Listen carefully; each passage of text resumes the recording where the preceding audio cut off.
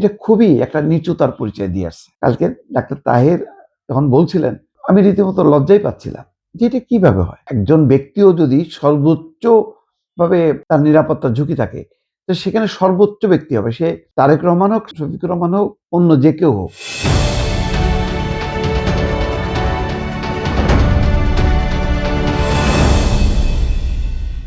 Video দেখেন।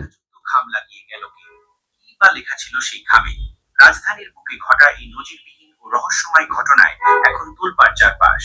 গুলশানের মতো কড়া নিরাপত্তার এলাকায় বিএনপির শীর্ষ নেতা তারেক রহমানের গাড়ি বহরে এমন অদ্ভুত অনুপ্রবেশ আইন শৃঙ্খলা বাহিনী ও নিরাপত্তা বিশ্লেষকদের কপালে ফেলেছে চিন্তার ভাঁজ।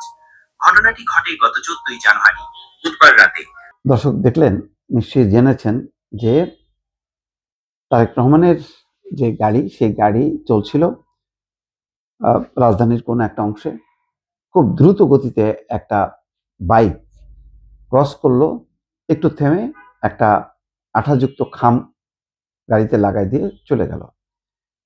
তাকে ধরা হলো না, বা কি খামে কি লেখা ছিল এখনো জানি না, কিন্তু এটা নিয়ে বেশ তোলপাড় হচ্ছে।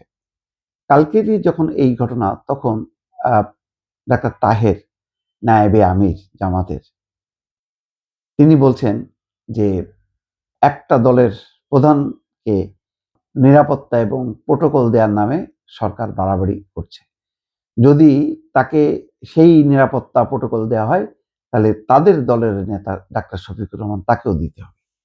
আচ্ছা, এটা হয়? এটা আপনার সিকিউরিটির পজিশন একরকম, আমার সিকিউরিটি পজিশন একরকম, একরকম সমান হবে না।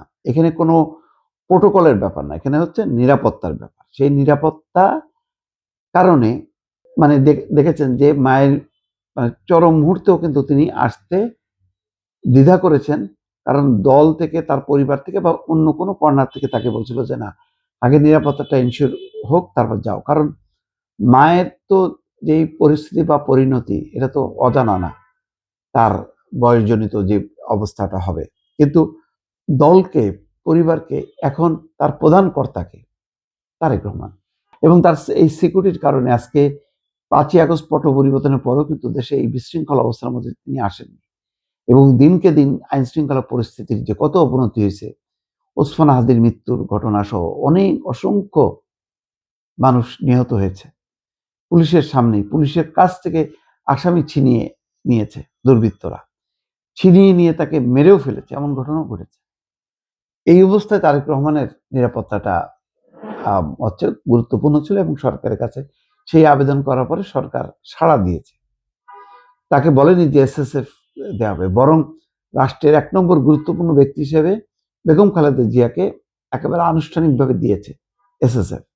কিন্তু তারেক রহমানকে এসএসএফ দেওয়া হয়নি, কিন্তু নিরাপত্তা দেওয়া হয়েছে। একদম সর্বোচ্চ বাহিনী থেকে শুরু করে পুলিশ নানান স্তরে তার সাথে মোতায়েন ছিল।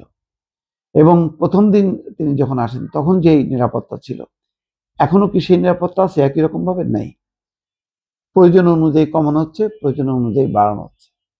এই যে ধরেন 22 তারিখ থেকে তিনি সফর শুরু করবেন, মানে তারেক রহমানকে ঘিরে যে পরিমাণ মানুষের ভিড় ভাট্টা, আবেগ উদ্বেগ হবে, তার মধ্যে তো নিরাপত্তার সংখ্যাটা বিরাজ করবে, এটা জানাই আছে। তো সেটার একটা প্রকৃতি হবে। আর ডাক্তার শফিকুর রহমান, তাকে তো সেই অনুযায়ী সরকার ইতিমধ্যে তার বডিগার্ড দিয়েছে, তার বাসভবনের নিরাপত্তাও দিয়েছে। নির্বাচনের সময় নিশ্চয়ই আরো বেশি দেওয়া হবে, কিন্তু কম্পেয়ার করা কেন?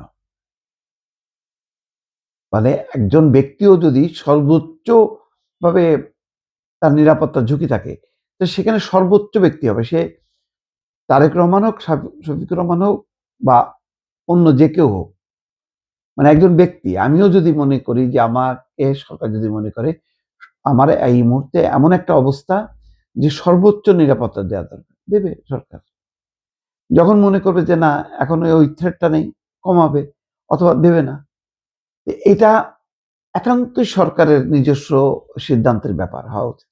এটা দাবি করে সমান সমান চাওয়ার মধ্য দিয়ে, এটা লেভেল প্লেইং ফিল্ড এখানে মানায় না। এটা লেভেল প্লেইং ফিল্ড না, এটা তো ইগো এক ধরনের, সব মানে সমানভাবে তুলনা করা, যে ও তারেক রহমান এত পাচ্ছে, আমি কেন পাচ্ছি না। এটা খুবই একটা নিচুতার পরিচয় দিয়ে আসছে। কালকে ডাক্তার তাহের যখন বলছিলেন, আমি রীতিমতো লজ্জাই পাচ্ছিলাম যে এটা কিভাবে হয়। ডাক্তার শফিকুর রহমান, তার দল আছে, তারই আছে, তাকে ঘিরে তার দলের একটা উন্মাদনা আছে, কিন্তু তারেক রহমানকে ঘিরে দল 17 বছর দেখেনি যে মানুষ, অসংখ্য মানুষ, বেগম খালেদা জিয়ার এই মৃত্যু, প্রয়াত প্রেসিডেন্ট জিয়াউর রহমানের পুত্র, খালেদা জিয়ার পুত্র, এই দুই বিখ্যাত মানুষের পুত্র হিসেবে তারেক রহমানের এখন যে ক্রেজ, মানে সোসাইটিতে বা রাষ্ট্রে মানুষের মধ্যে, এটা কি আমি জোর করে আমি আরেকজনকে দিতে পারবো? পারবো না তো। এটা তো হয়ে গেছে অলরেডি। এটাকে তারেক রহমান যখন নাকি যাবেন, তখন কি শুধু তার দলীয় কর্মীরা তার পিছন পিছন ছুটবেন? সাধারণ মানুষরা ভিড় করছেন না? তো সেটার সাথে কি শফিকুর রহমানের বিষয়টা মেলে? মেলে তো না। এইগুলি মানে সেই আবার, মানে আবারও বলি যে ওই হাসিনা খালেদা, এই মানে পাল্টাপাল্টি, সেই তাও তো সেই দুই নেত্রীকে ঘিরে একটা ইয়ে ছিল। তো সেটা থেকে কি জামাত ইসলামের কেউ কি সেই পর্যায়ে গত 15, 20, 25 বছরে সেই অবস্থানে ছিল? জামাত তো সবসময় আন্ডারে ছিল, কোনো দলের অধীনে ছিল। তারা তো এককভাবে, এবার যেমন সুযোগ পেয়ে তারা এককভাবে নির্বাচন করছে, আগে তো কখনো ছিল না। যে আমাদের এমন কোনো ব্যক্তি নেই যাকে ঘিরে একেবারে মানুষ উদ্বেলিত হয়ে যাবে। দলের নেতা কর্মীদের কাছে অন্য একটা থাকবেই, এটা তাদের আবেগ ইয়ে, কিন্তু সাধারণের মানুষের মধ্যে কি সেই ক্রেজটা আছে? এটা কি বুঝতে কি এটা খুব, মানে খুব কঠিন কোনো বিজ্ঞান সাধনার ব্যাপার? এটা খুবই মানে হাস্যকর ব্যাপার ছিল। ভালো থাকবেন। আল্লাহ হাফেজ।